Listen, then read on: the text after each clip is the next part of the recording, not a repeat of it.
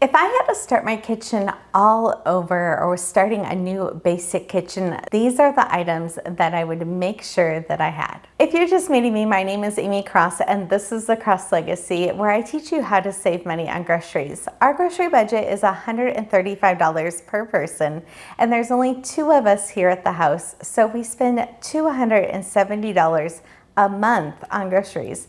And we eat mostly organic and allergy-friendly items, which means I also cook a lot of things from scratch, but I don't cook every single day. We have hundreds of videos on our channel teaching you how to keep produce fresh longer and save money on groceries, make freezer meals, and just all kinds of tips around the kitchen.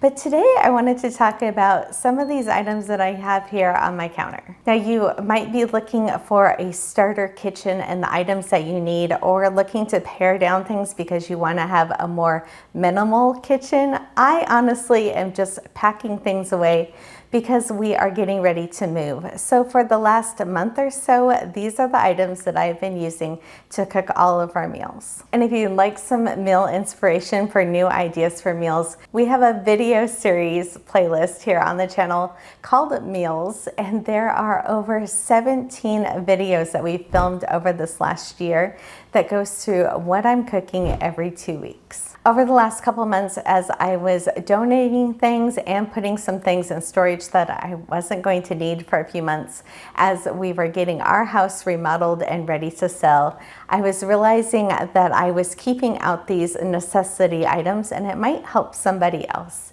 And when we are moving into our new house in a few days, we actually are going to be remodeling that house. So I didn't want to bring a bunch of extra kitchen equipment into the house. I am somebody that is a canner, meaning I home preserve items to make them shelf stable. So that takes a lot of canning equipment and food preservation equipment. And I like to have large family gatherings at my house. But these are enough items here for just my husband and I to be able to have meals at home for the last couple weeks and going into the next move. And being somebody that has grown and flown kids, these are also the same items that I started my kids out with when they were starting in their first places. So we do use mostly wood cutting boards, and I made sure to keep one wooden cutting board out, but I don't like to put raw meat on my wood cutting board. So I do have one glass cutting board that I like, that I can just put straight into the dishwasher after I use it.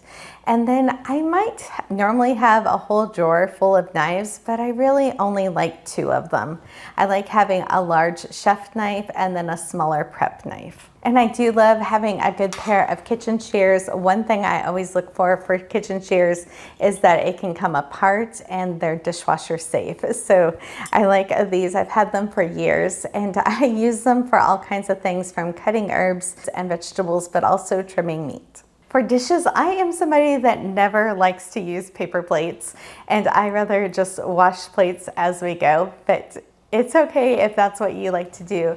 But these are my favorite plate bowl things that have came out recently. I got these in a package from Marshall's, and I really love them, from anything from dinner to salads. They don't slide off the plate, and they're super handy. One of the first things that I had packed up was my dinner size plates, because we hardly ever use them.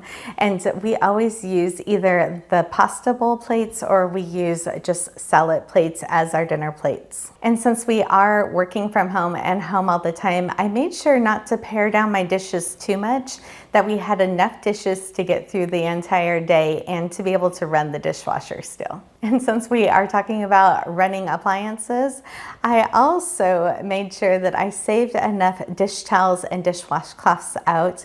I make sure to always get these in 2 different colors. I like to be able to wash dark dish towels together, and then my white towels I wash with our bath towels. So that way I know that I can wash a load every few days and that I don't have any stale towels sitting around. So as I was cutting back the amount of dish towels that I had accumulated over the years, I did make sure that I kept enough that I could change out my towels every single day. I am somebody that if it drops down on the floor or I use it, it goes straight into the laundry, and I want to make sure that I have enough towels to get through an entire week. I have entire videos on glass storage from how I use them in my pantry and definitely for my produce to keep items fresh longer. But we also use these wide mouth pint jars as our drinking glasses. And so those just stay right up in our drinking glass cabinet where we keep everything.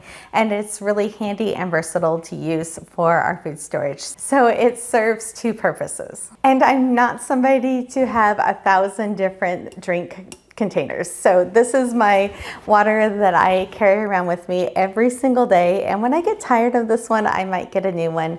But I'm not somebody that will ever have cabinets full of different colors of thermoses. When I was deciding what pans to keep out, definitely my Always pan was my go-to. I use this one almost every single day. And I love that I can start things on the stovetop and it's oven safe, so I can finish it off in the oven. I also kept out one of my 𝐋𝐿 pans, so this is another one that I'm using all of the time. And I did make sure that I kept out a pot for boiling water or making any sauces. My Instapot is something that I use a couple times a week, and that is definitely something that is going to be the last to pack and the first to open in the new house. I'm even using it tonight to cook some chicken that we can meal prep for the next couple days, because we only have 3 more sleeps in this house. Even being a smaller family, I do like keeping my 8-quart size Instant Pot. So I like that size because I can put a whole chicken or a whole roast in it. They do make smaller size Instapots, but I do like the 8-quart the best. The liner inside of the Instapot is stainless steel, and it replaced my slow cooker. So I can use that as a pressure cooker or a slow cooker, and you can use it as a rice cooker or still cut oats, all kinds of things. And we also use it to reheat our food because we don't have a microwave, so we can put a little bit of water at the bottom and the trivet and then be able to steam our food to heat it back up. Besides the Instapot, my second most used appliance ever is this Magic Bullet. I will use this more than pulling out my big blender all of the time, even if it means I have to do it in 2 smaller batches. But I'm always making salad dressings and marinades and different things that I'm using my Magic Bullet for, and it's just so handy and convenient, and I love that it's dishwasher safe. So with baking items, I do use my Always pan a lot just to make the meal finish in the oven, but I also made sure that I kept out this 8x8 dish. I packed away all of my muffin tins and bread pans and just kept this dish, and I made some pumpkin spice bread the other day, and then it just has this fabric cover over the top. And this stoneware lives in my oven. So we were joking one day that we need to make sure that we don't leave it in the oven when we move. But I use this all of the time. Not as much in the summertime when we're not turning on the oven as much, but during the winter time for sure.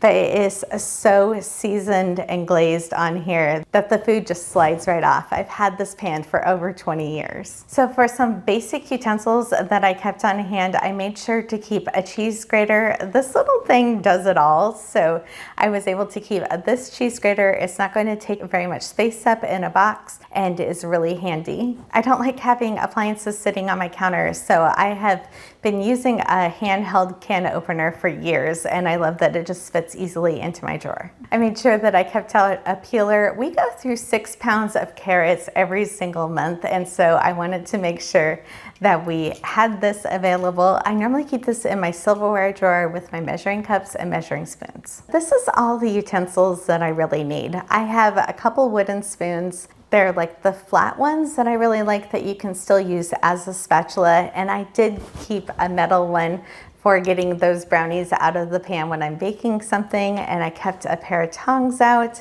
and just a spatula to use when I'm mixing something. But really, I have probably way too many wooden spoons, and when I go to unpack things, I'm going to pare down even more. And probably one of the most important things that I have in my kitchen is my salad spinner. I do believe in washing your produce when you bring it home. I have a book on all of my tips to have a 0 food waste, but I love keeping the salad spinner out. One, because it's a salad spinner, but also you can use this as a mixing bowl and as a colander. So if you're trying to reduce items in your kitchen, this is a 3-in-1. When I'm meal prepping things, I use my super cubes all of the time, and this one I just pulled out of the freezer. It's the last one I need to use before I move. And I love glass Snapware containers that help me portion out food in my refrigerator and also my freezer. And I use Stasher type brands a lot in my freezer. This has some frozen spinach in it right now. And these blueberries are pushing 8 weeks old right now. So if you are looking to save money on groceries, make sure that you're checking out all of our tips here on the channel and hit subscribe. So what's the must-have thing in your kitchen that you can't live without? And that's a wrap. This is the final video that we're filming here in this house, and the next ones will be in our new house.